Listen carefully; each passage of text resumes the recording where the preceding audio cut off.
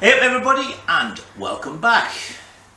Alright, I think, barring anything unforeseen, we should be finishing off this week.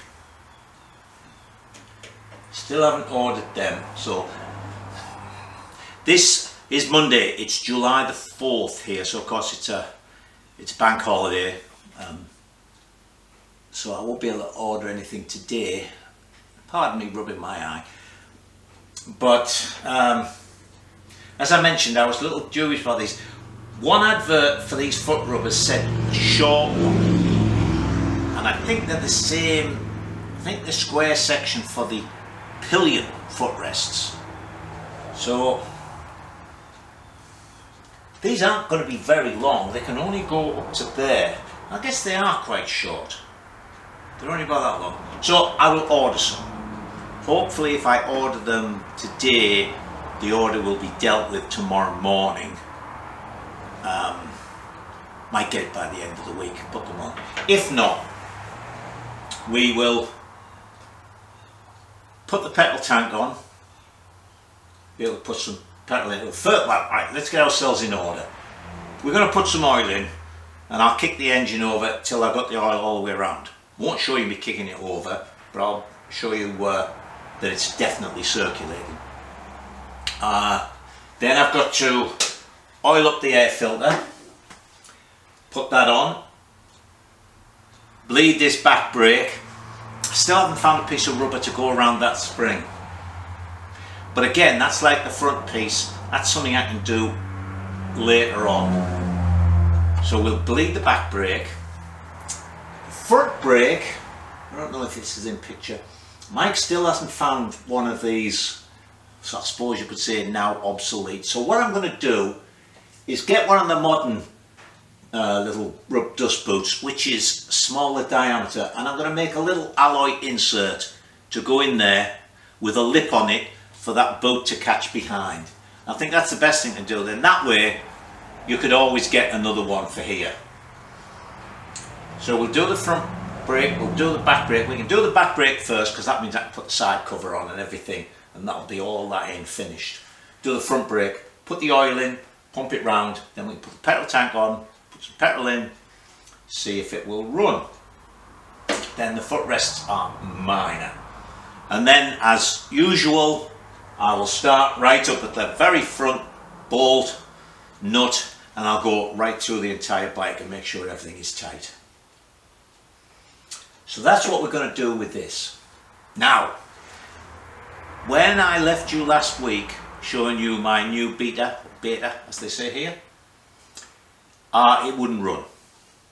So took it to Mike's on last Friday, and fortunately a friend of ours who also has a 2022 200, although the works one, which to be quite honest to me is paying for nothing. You know, none of us are works riders, so you get some different decals, you get slightly different brakes and stuff, which certainly for me, I wouldn't even notice the, well, I've actually ridden both bikes, I don't notice the difference, but you pay extra money for it.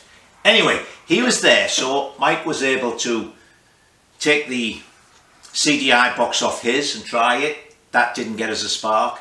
Tried the coil, that didn't get us a spark.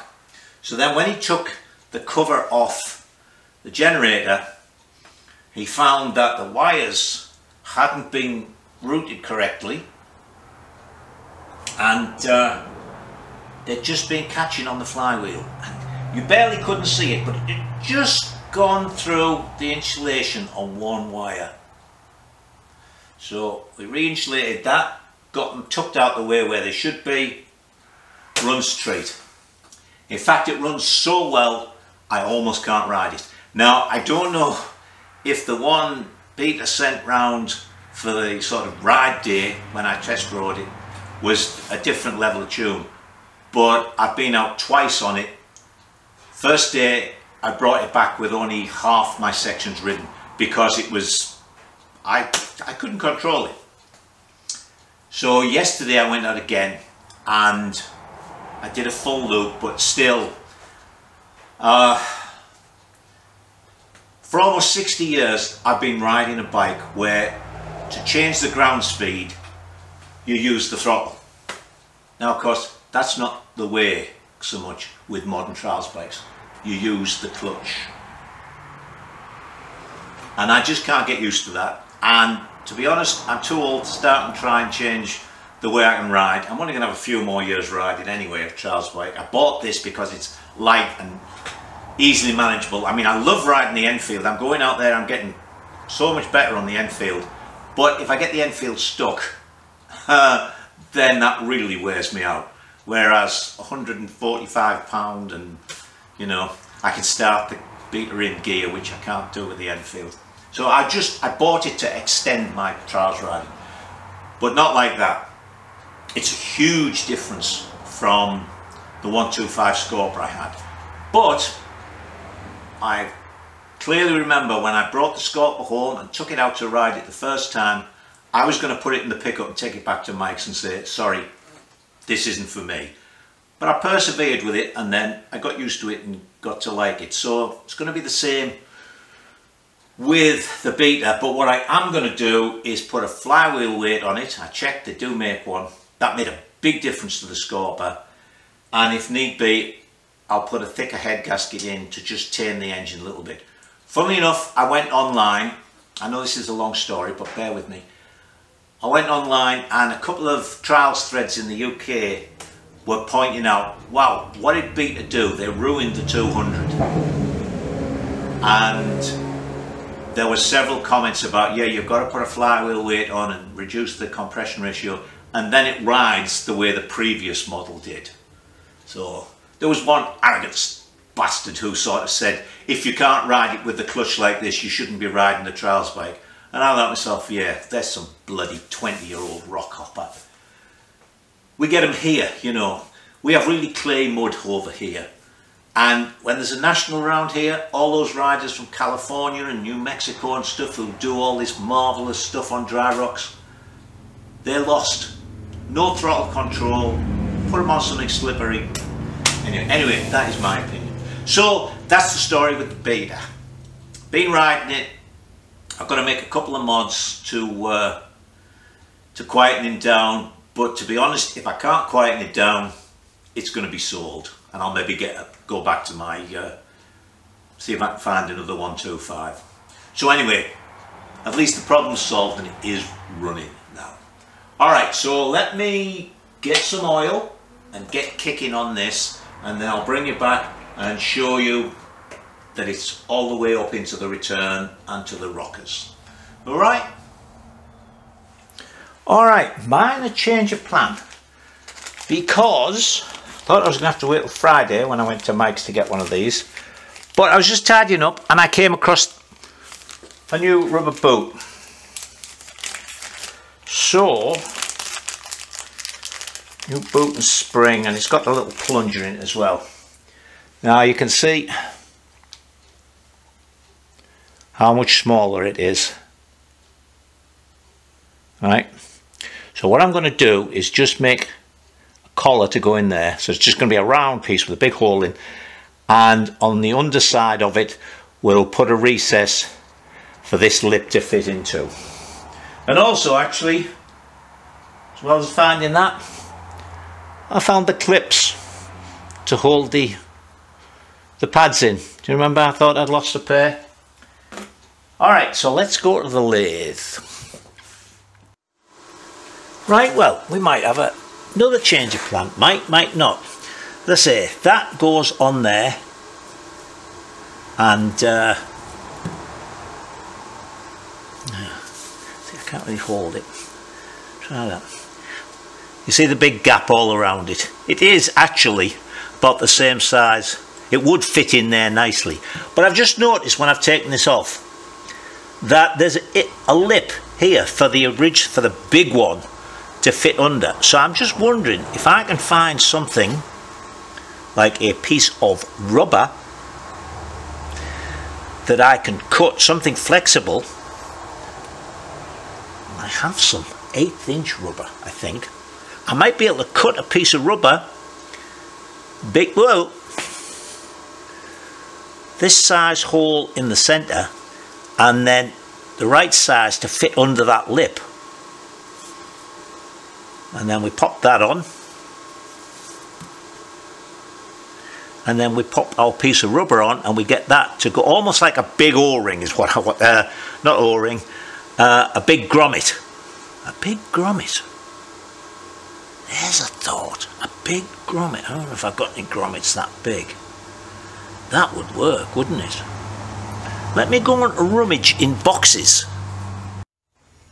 Alright, well, a 7/8 grommet, see, is just big. So if I cut one lip off, and see, that will go in there, look. See, that goes in there like that. So what we do, we cut the top lip off, and that fits into there. Jobbed. Alright, let me get my super sharp little knife and cut the lip off.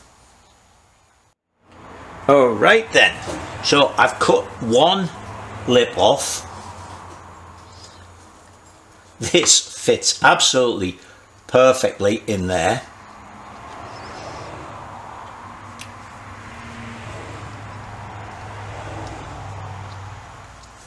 Oh, my fingers are in the way.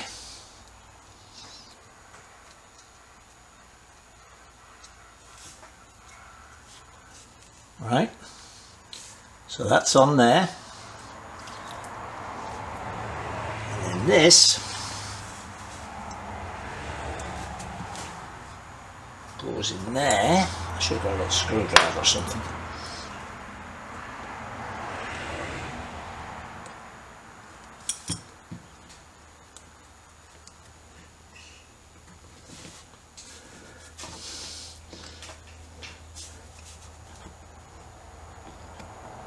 It's always difficult to do things like this when I'm trying to not get in front of you.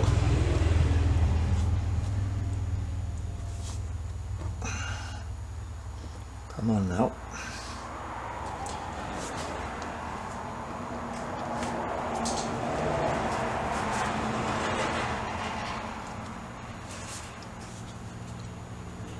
There we are, I think that's in all the way around.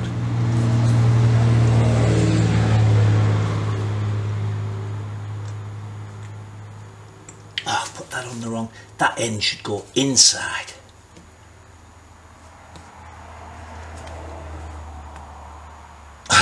Let me get something to get that out. It is a perfect fit. Right, well, we'll try it again.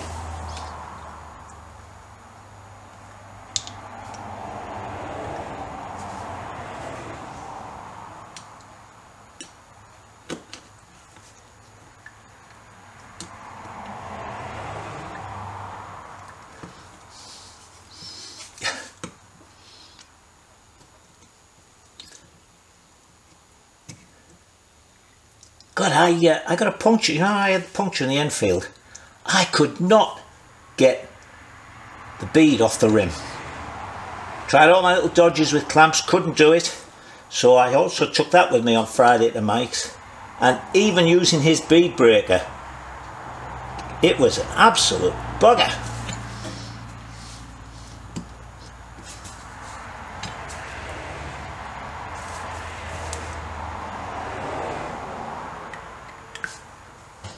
You see that? There we go. Perfection. Oh, pleased about that.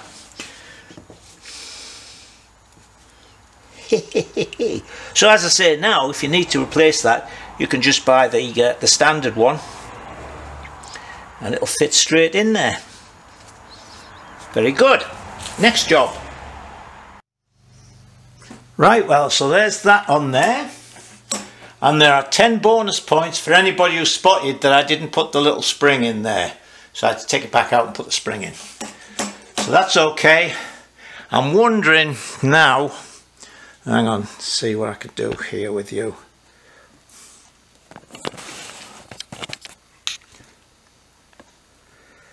Front forks are compressed a little bit, I suppose. I'm wondering if that should be shorter, just to come straight across. Look better, wouldn't it? Straight across there. Of course that means ordering another one and have a... Never mind, think about it. Let's have a look at the back brake. Right, well, rear brake. So, you'll notice I've had to file that down a little bit. I guess I'd made it too close a fit with this, and with paint on both of them, it was tight. So, fortunately, the PPG place that I buy this paint from, they can make up aerosols and the little touch-up ones, bottles. So I'll get a bit of that, and we'll just tidy that up. Okay, so also while I was checking this out, I found that I was slightly out of my line here. So I've remade these two little spaces. I don't know what I've done with them. Oh, there they are. You remember them one's got a little cut out to miss this bolt. I found it was the thickness of 2 washers. So I've made 2 new ones, so that's properly spaced now. I've also made the proper rod. You remember I was just using a bolt, so hang on a second, I need a 1/4 inch nut. Oh, hold on again. Right, I'm back. Okay, so we have this. Next thing we need, okay, it's going to go on that way. So we'll screw that into there like that.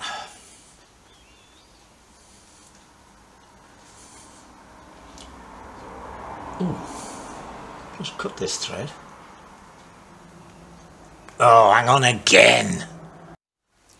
Alright, that was just one little burr. Now, as I say, I still haven't found a piece of rubber tubing for this, so I will have to take this off again at some point to put that on. Right, so there's a little lock nut. And this will screw on.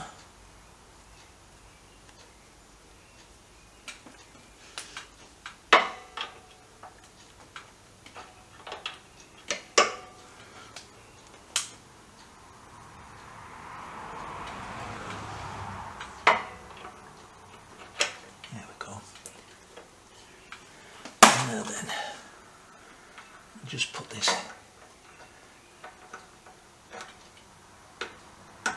pin in there like that for now.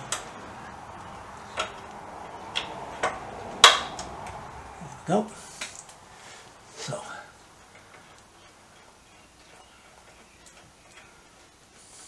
find out now if I put enough thread on here.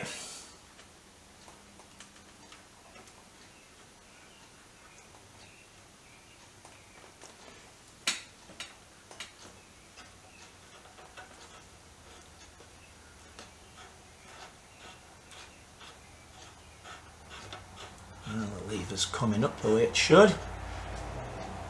Oh, that's moved. I have to put a little piece in here, I think, to hold that spring centered. Make another little collar that just fits up in there, just to be on the safe side.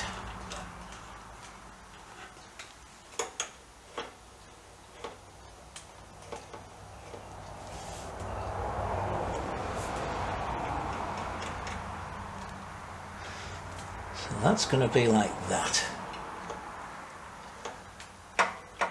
Maybe a little bit more there.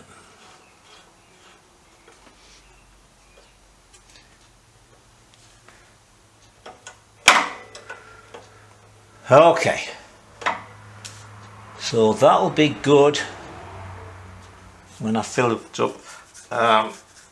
Slight stoppage today. It says .4 only for the for the reservoir up there, and I've only got .3. I don't know if it'll make a difference, but if they're specifying .4 plus, I found I've only got 1 quart of 2050. So I've got to go out, get some oil, get some brake fluid. I have ordered, hang on, oh, sorry about that. I have ordered footrest rubbers, and it just struck me when I was getting the part number out that the actual MX ones don't have rubbers. I've got a pair of these somewhere. They have another piece of plate just welded on there, so it's flat, so it's at an angle to this, and that's got the I suppose you could say knurled, but it's been pressed to have the little pointy bits in it, so it's got a tread to it. But we're going to put the rubber ones on. Alright, so that's the front one ready. It's the back one ready to put stuff in. Got to get some oil. Let me put the air filter on. Right then, air filter, which is a messy job. Before I do that, for those of you who worry about these things, I did put a clip, a hose clamp, a Jubilee clip on the rocker feed, and also it suddenly struck me down here, I not only needed a lock nut to stop that from unscrewing from there, but I put another lock nut on to stop this from coming down. I think once I've got that rubber piece on there, that'll hold the spring fine, and I can't really make a rigid piece here because, well, it does move a little side to side. Anyway, filter, oily oil. This is K&N, it's not actually a K&N filter, but so what we've got to do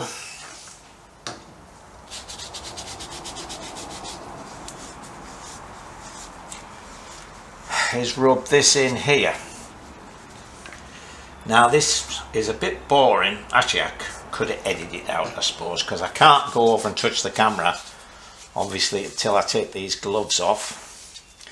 At least with this filter we've got the sort of the secondary dry dust filter, the red part, to go on, so that'll make it a little bit, because generally you get really clarted up with the oil. Got to make sure you work it right in. What was I saying? Oh yeah, it gets so clarted up with the oil, and it's so you have trouble putting it on. Don't forget to do the end, because it breathes through the end as well.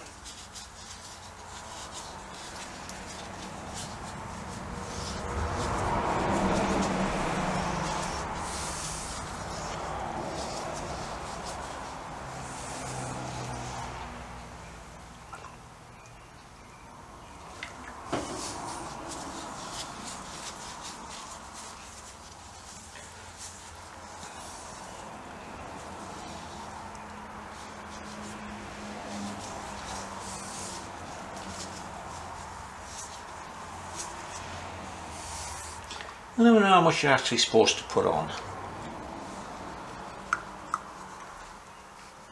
All I do is just make sure the whole thing goes red, so that at least the entire surface, even not all the way through, is oil, but it soaks through pretty well.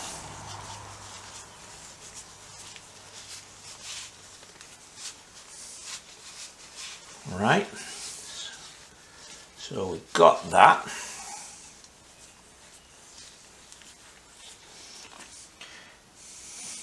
Pull one glove off, and we'll put this thing back on.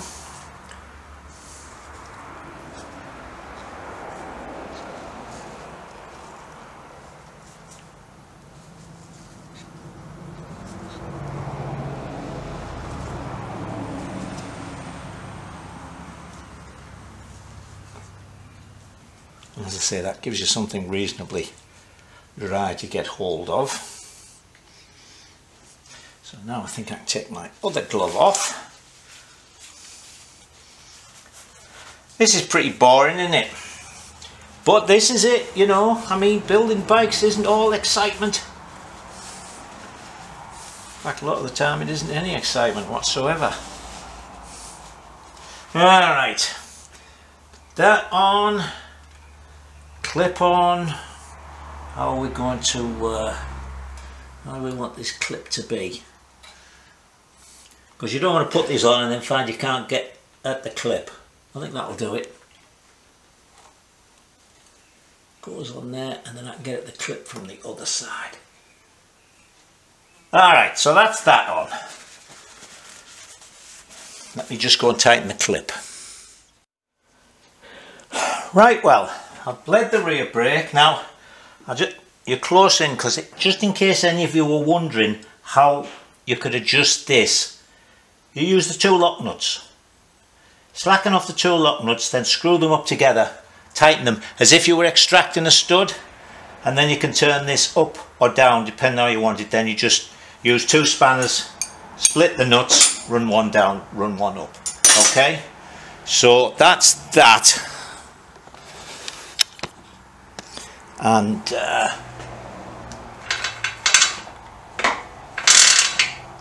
there we go. So there's the back one done. So that's all on, that's on tight. Everything is in there correctly. This is the original metal cover. Excuse my head again. Got some dirt on this, look.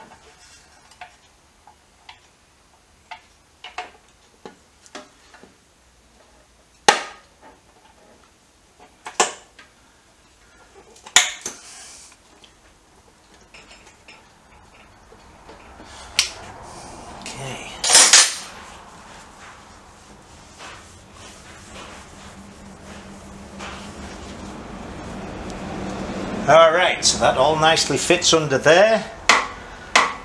Just got to get my little bit of rubber tube to go on that. As I say, I don't want anything too thick. Also, if any of you are wondering, yeah, I've still got to adjust the chain. I'm going to do, actually I'll do that when I take this off to put the rubber tube on. Okay. Pretty damn fine. I might have to bend this up a little bit more. I don't know. Depends on how you're sitting on it, I suppose. That's final tuning when we actually get to sit on the bike and see where our boots go. Got to put some oil in there. Put the little covers in. Alright, so that's the back end more or less done. I toyed with the idea of making a chain tensioner.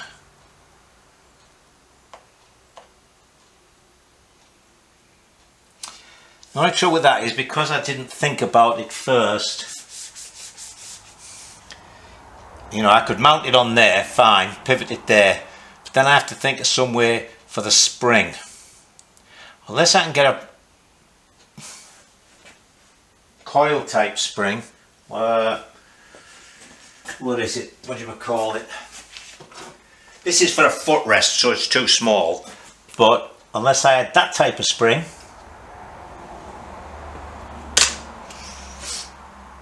give it some thought. Oh, I also have to, forgot about that, I have to rig up a breather for there. That, you may remember, was the one that was on it. I think we'll put a PCV type one on, but it's where to fit it, you know. I don't want all these horrible great tubes all over. But I suppose we'll have to do something. Anyway, I'll be thinking of that while I'm doing other stuff. Right, front brake. Now before we go to the front brake, I was just reading a couple of comments and a couple of people mentioned clearances, so I'm just going to show you something because, you know, a picture's worth 1,000 words and all that stuff.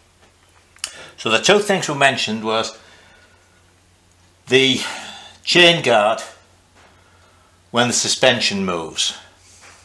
Well, don't forget the chain guard is fastened to there. So all these things, the swinging arm, the chain guard and the rear suspension unit are all moving together. So the clearances here are going to stay within the tiniest fraction exactly the same throughout the whole movement. This, as this comes up, this isn't going to move in much. I mean, it's going to swing an arc, it's going to come like that, but it's not actually like that, it's up here. So there's a gap there. You can't see it because of that. There's a gap. I put the gap in it. Everything's going to be fine there, so don't worry about that one. Next thing. Right, clearance between the swinging arm and the bottom of the silencer.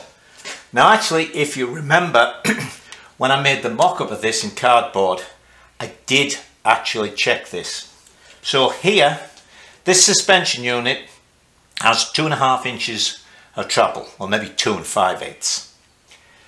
So from there to there is 2 5/8. So when this is completely compressed up against the bump stop, the top of the swinging arm will have come up to here. All right. So let me get this straight edge. There it is on the top of the swinging arm. Right, so the swinging arm starts to come up, pivoting back there. There we've passed our mark. We're still going up. Right? So, no problems there either. Alright?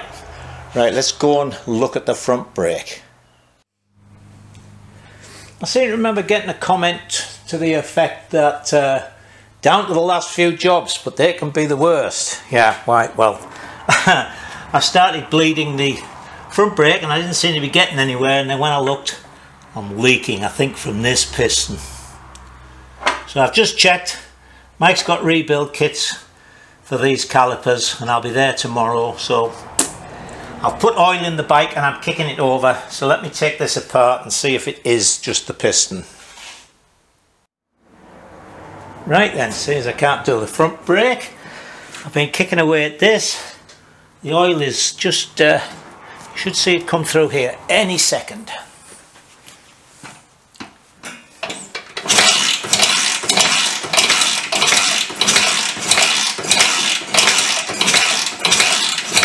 There it is.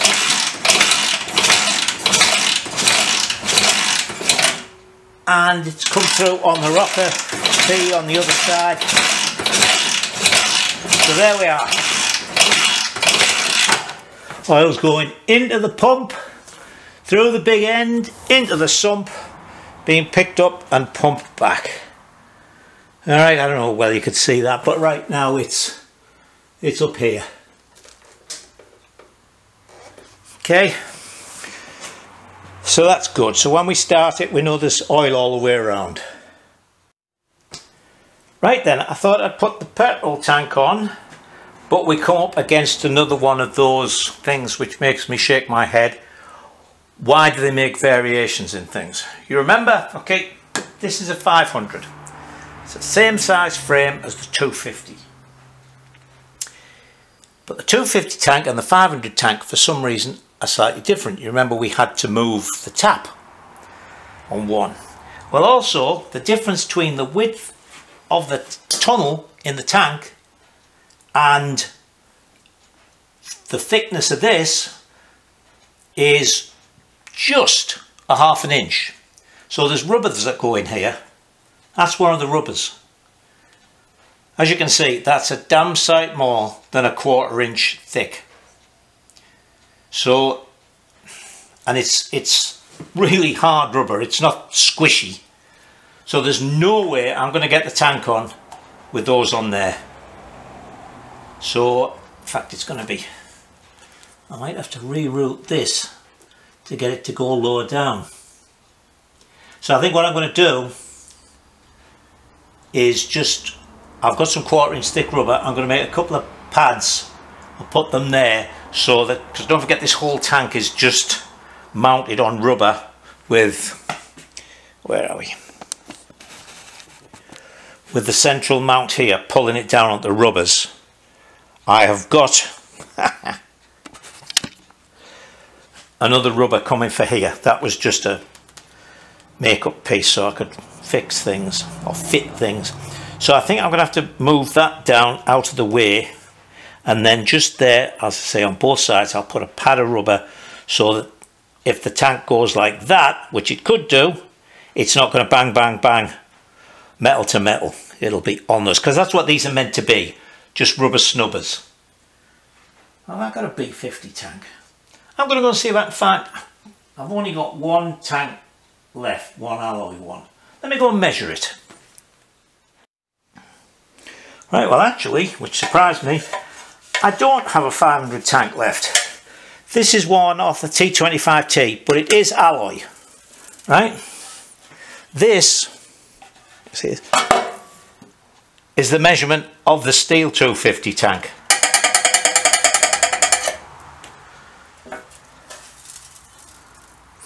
And I didn't want to use this on the road bike. So anyway, I'll just put, as I say, a couple of rubber pieces on. They'll serve the same purpose, and these can go into stock. Object lesson. Before you fill the chain case, put the drain plug in. I was forgetting, I do have an MX tank on the Yamazaki. So that one measures 2 5/8. This one is, go the right way.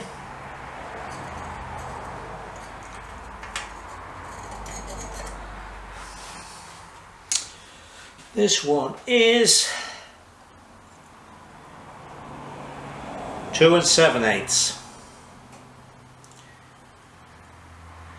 So that's another 1/4 of an inch. So, who knows why? Maybe something to do with the manufacturing process. Anyway, let's press on. Right, well, it is Saturday morning, so let's see what we can get done today. As I said, I was at my friend, the trial shop, Mike's, yesterday, so here's the rebuild kit. 2 new pistons, 2 new rubber seals, and a little O-ring.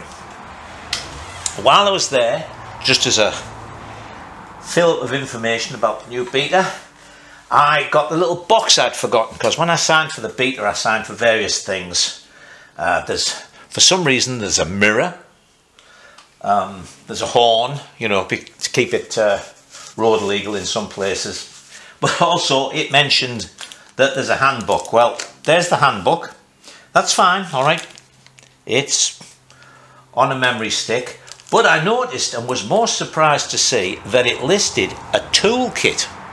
I thought, wow, that's rare nowadays. Do you want to see the toolkit? There it is. Let's make sure all of this extensive toolkit is in the frame. Yep, that's it. That counts as a toolkit to the Beta factory. Right, enough frivolity. Again, let's make sure I'm keeping you. Okay, so first thing we've got to do, get that O-ring out.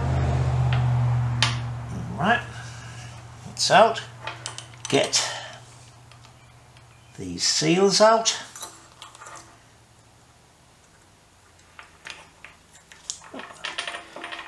Actually, I'm replacing these, but I noticed when I blew the pistons out, they came out with quite a pop. But anyway, we'll replace them.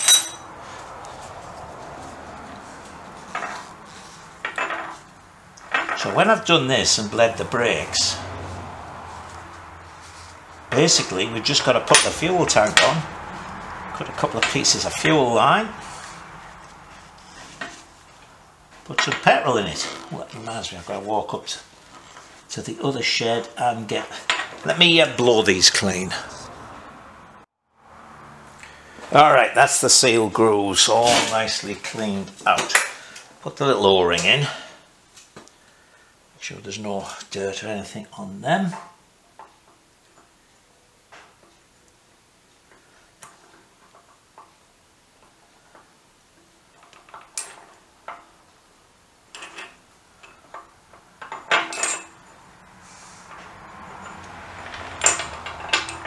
Sounds a bit big, but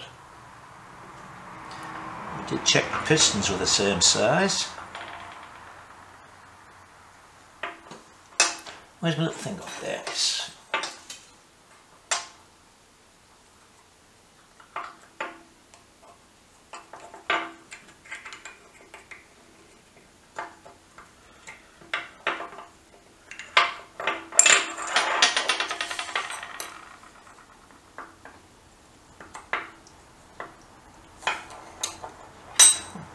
popped out this side. I'm trying to put a hernia back in. There we go, it does fit. Right, that's one. Tell you what, I'll just do one side. Show you one side, because the other side's just going to be the same. Right, and I've run out of little brushes. So we'll put some, loop that up with a bit of brake fluid. Up. Fingers and thumbs this morning.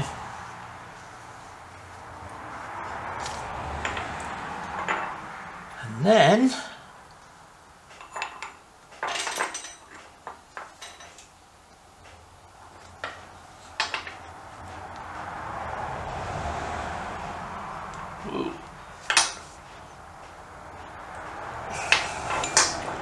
that's a tight fit, isn't it? Well, I suppose it's meant to be a tight fit, isn't it? It's meant not only just to seal, but it acts to help the piston spring back. The rubber pulls the piston back. I might have to get a clamp to push that in.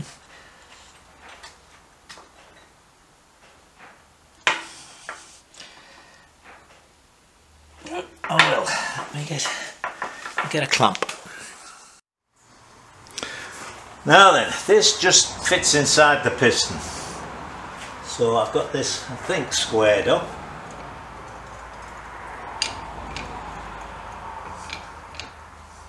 Alright, that's gone in.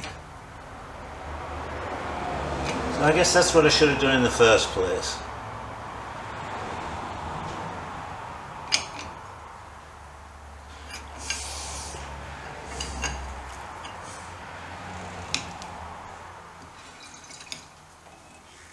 There we go, properly in. So let me do the other one and then we'll put it all together. Okay, that's all together, fitted. Let me top up the master cylinder.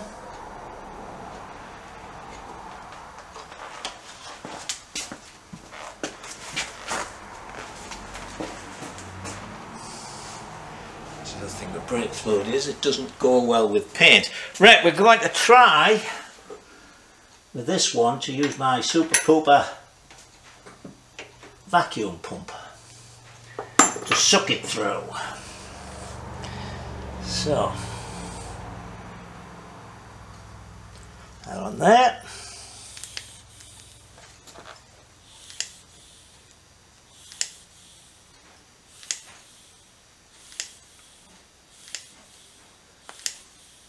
Seems to be going down in the master cylinder.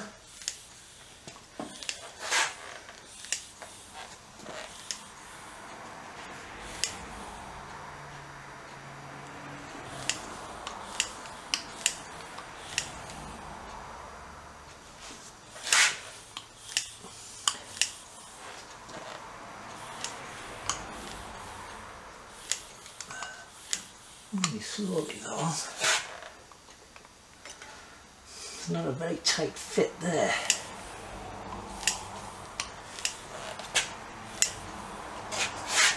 I don't know if this bloody thing's working. Go back the good old fashioned way like I did with the back, just pump and loosen. Yeah, bugger that. Let me set it up the other way. Alright, this is working now. I'll just do a little bit. I've read a couple of different ways of doing this. Pumping the lever and then opening the valve, closing it. But I have do it just the ordinary old way. You can't see my other hand, but open the valve, pump the lever, hold it in, close it, let it out. Pump, close, out. Pump, close, out, just like that. So let me keep doing that until I've got it all the way through. Right, well, I've bled it down to the caliper, and I know it's reached the caliper because I can't get to it. It's leaking. Exactly the same place.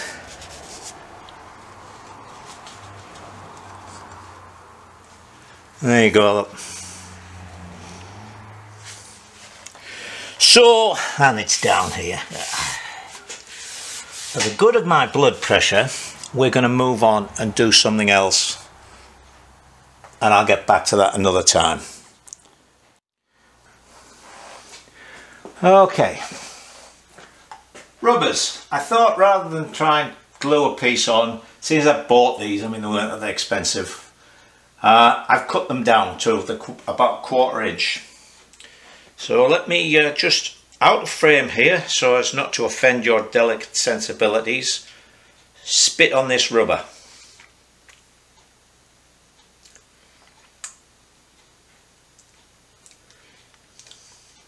Okay.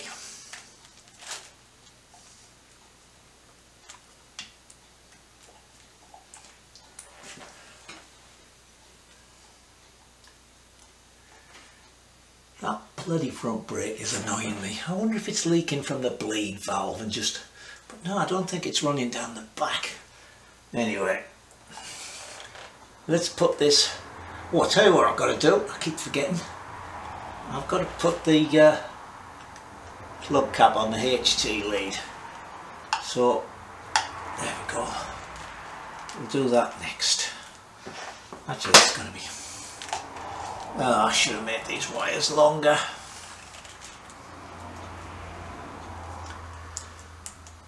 Oh well. They're about the same thickness, although they might just be out of the way, because this thing, the inside of the tank actually isn't perfectly the same width all the way along and sort of all the way down. It's not very well made. Alright, let me put the one on the other side, and then we'll do the HT lead. So, with the judicious application of a bit more spit, I've put that on. This is just the, it's a copper centre to the wire, so it's just a screw-on one. I'd like to have put it through there, but I couldn't get the plug. The plug cap won't go through there, so you know, I'm taking the plug cap off every time you do anything there. So we'll screw that on.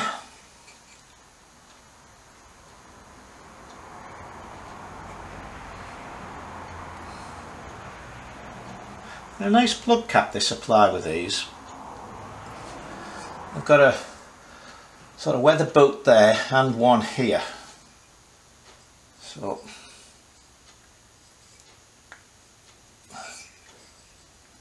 there we go for that. But I was new, nice sparkly new spark plug in, sparkly new spark plug, and let's make the inaugural use of our very expensive Beta toolkit. Actually, I'm not even sure if you could use this, because when I was checking for the spark on the Beta, I went to use my other plug spanner very similar to this. It might be fractionally longer, and I couldn't get it in onto the spark plug. There wasn't enough space. So that would be interesting, wouldn't it? Okay, so that's going to go up there.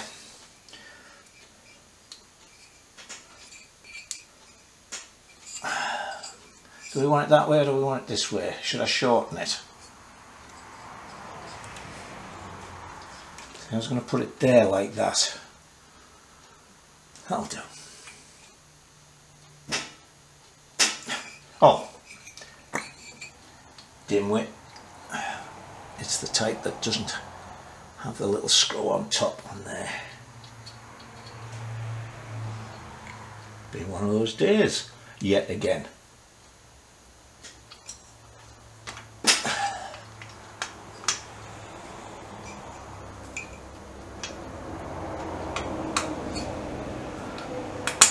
Oh, okay, now then,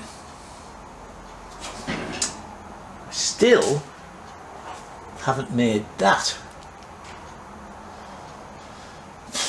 I should have some of them.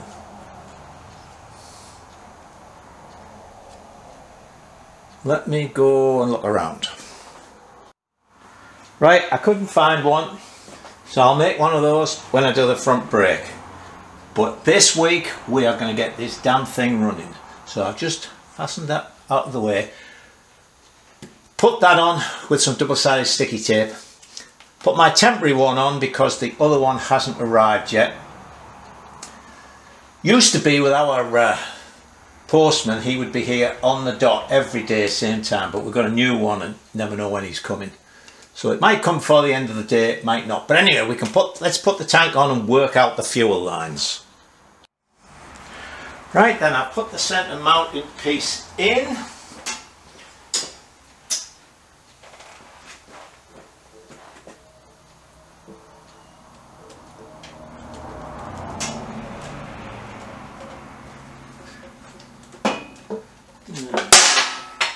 The hell was, oh, it's alright, it's just an Allen key falling off.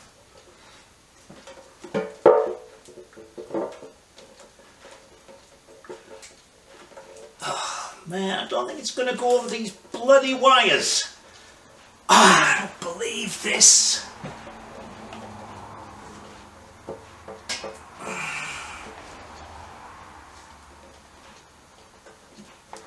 Oh, if I can't use this tank, I'll go berserk. I've had this damn thing on. Hang on.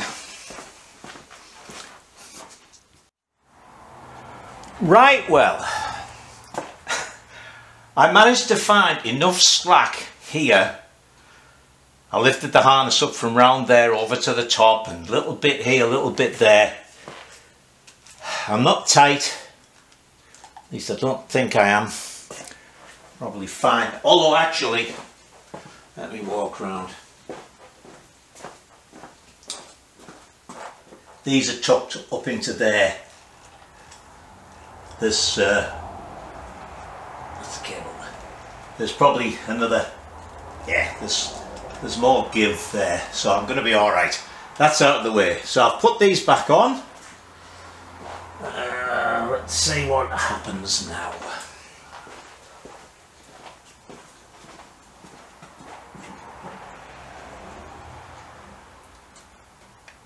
Actually, it's incredibly...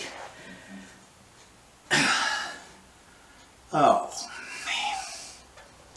I don't think it's going to go over this rubber. And I just checked and they're exactly the same bloody part number for all of the... See, what did I say about them not being the same thickness all the way around? Right. That's on that rubber, that's on that rubber. That can't bang around, it's clearing the horn.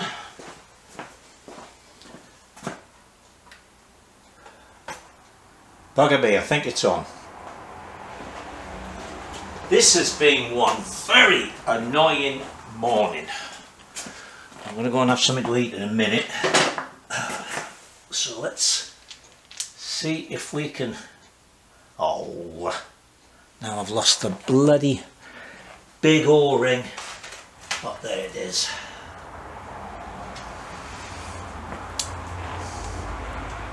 Am I going to get... Let me go around the other side.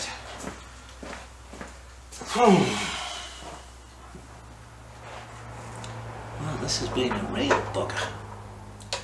And no mistake.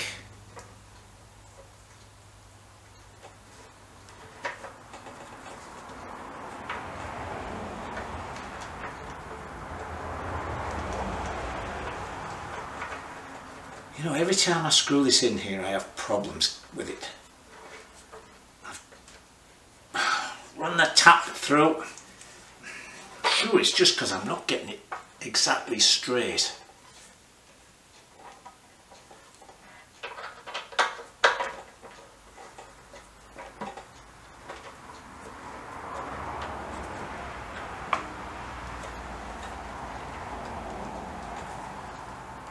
Nope, that's getting tight.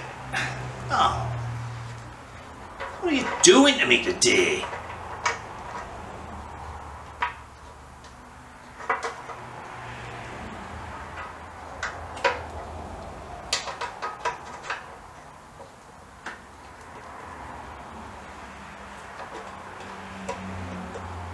Something somewhere has gone wrong with this.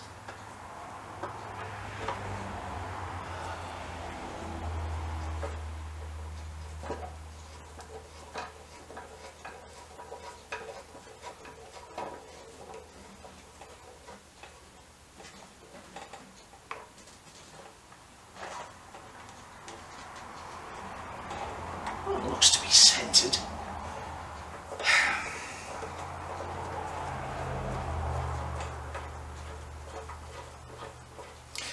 As I said earlier, feel free to go and watch videos of people who get everything right. However, if you do that, I'll be honest with you, when you start doing jobs, I wonder if I should make that a loose.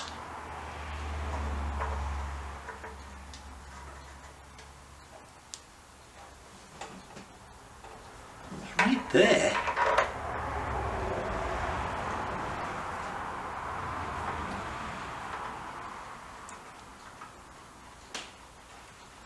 There it goes again. It's that, it's... I need to give my... Oh, come on. You know what I think I'm going to do? I'm going to drill a hole in the centre. I think that's too close a fit on that. Let me go and find one size bigger drill. Then I'm going to go and have a sandwich. Right, I've had a bacon sandwich and a cup of tea. And I've come back, and I don't know if you can see, I have put some curves in there to give me a little bit of room, and I've put a curve on the bottom of that. So now I've got a lot more room to do that. Okay.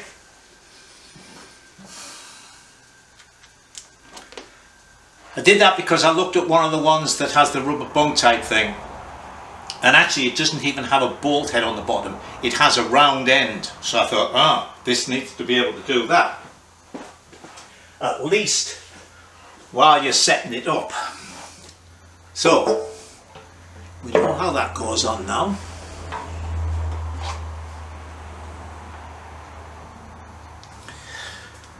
Fingers crossed.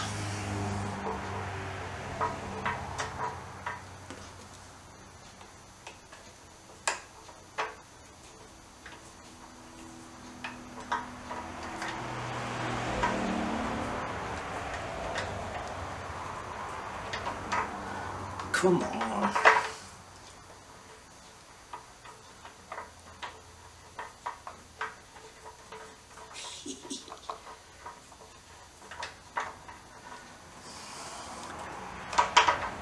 Oh, this is just beyond a joke.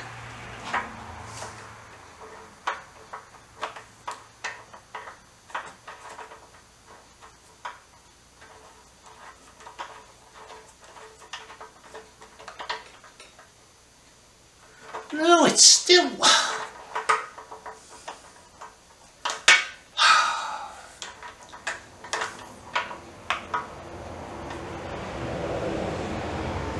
Ha!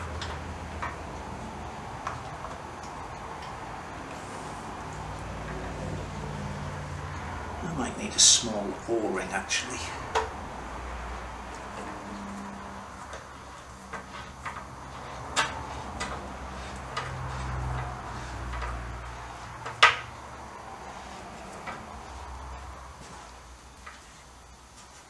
Voila, it's maybe a little bit more forward than I wanted to be. Slight gap there. Covered in black handprints as well now.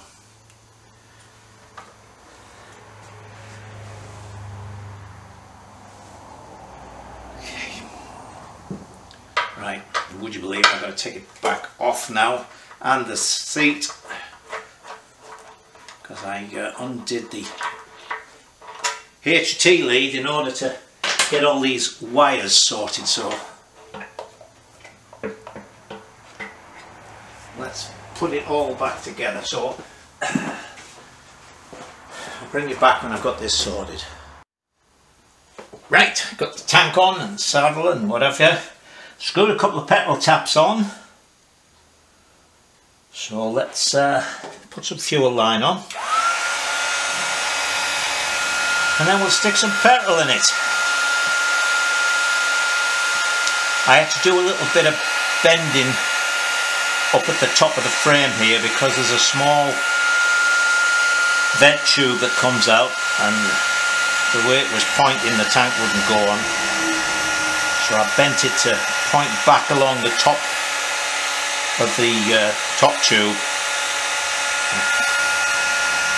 I've put some, this is it actually, I haven't sorted where I'm going to route it yet.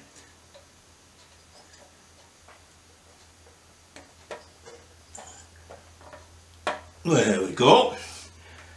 That's that. That wants to go around about there.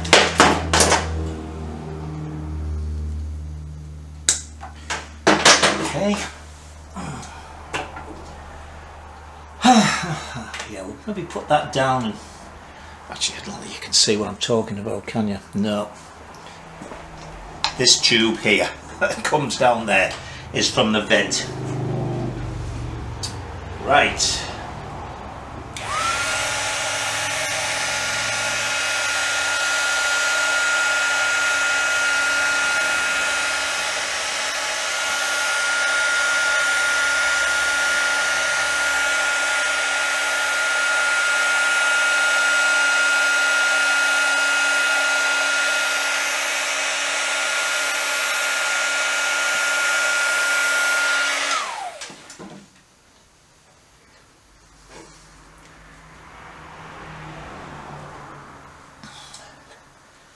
Okay, hang on.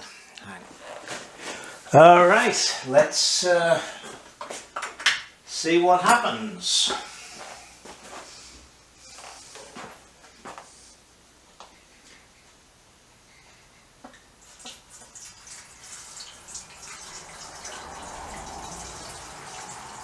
So I suppose the petrol taps are going to leak, or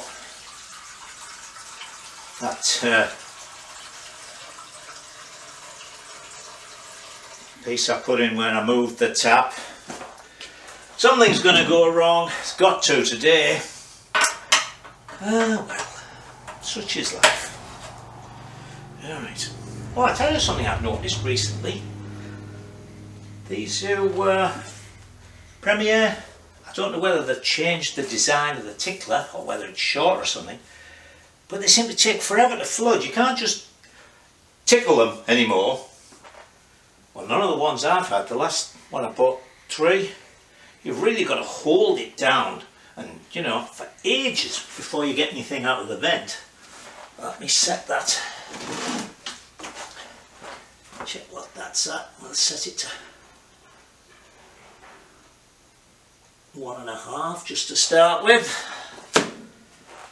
Alright. Oh. Maybe I just, that other one was strange. That's the way they should work. Alright. So, ignition on, compressor.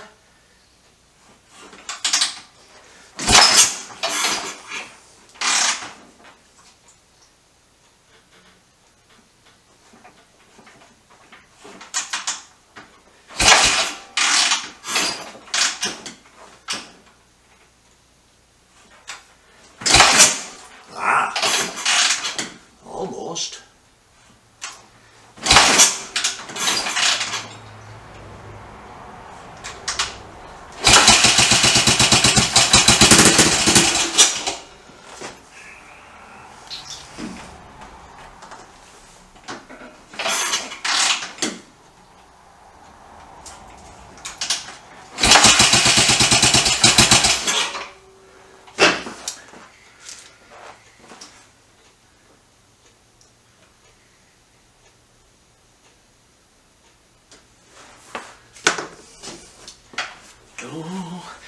At least it didn't kick back and break my leg, so I must have done the ignition timing right.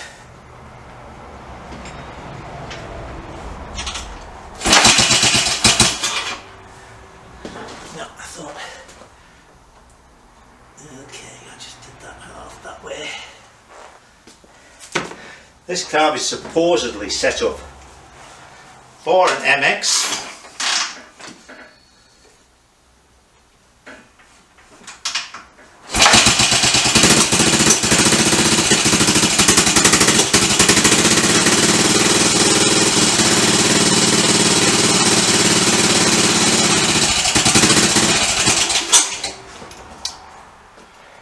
Well, that's not too shabby.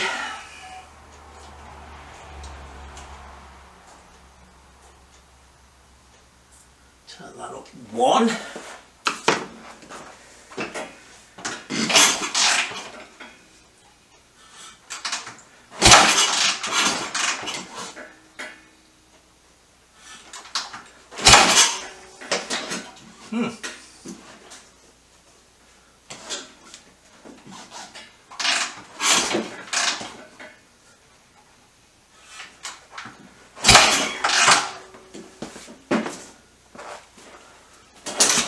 Whoa!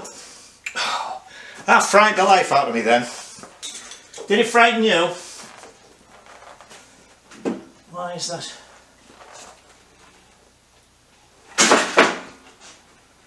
Oh, I know what it'll be. I bet there's bloody brake fluid under the tyre.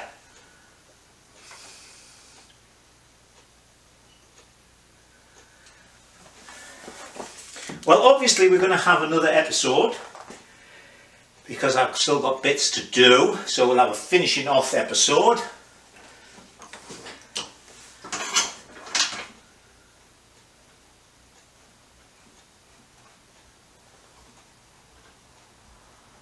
Hang on, there's something all over the place.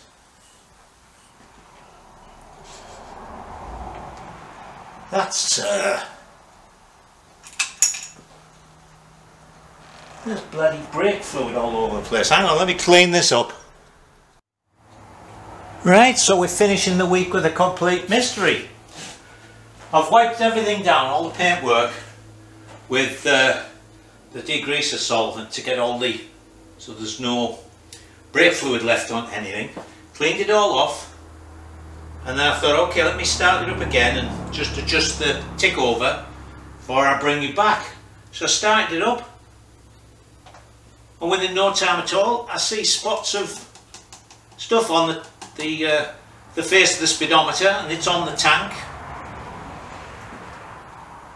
But I cannot find where it's leaking from. Well, that